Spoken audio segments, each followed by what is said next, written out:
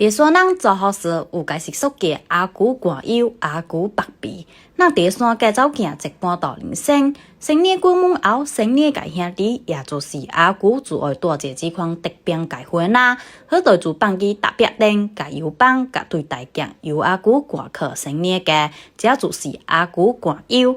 當我食到阿姑就得做大位，意味着對阿姑的尊重。回聽時就得用紅裝束包個紅包帶給阿姑，這就是阿姑白鼻。白鼻就是白做福氣、白做樂嘅花木嘅特興旺。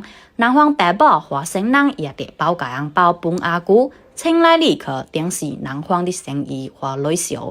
阿姑寒友來聽定，明年世界好難定。婚禮打到家門在，夫妻恩愛紅明明。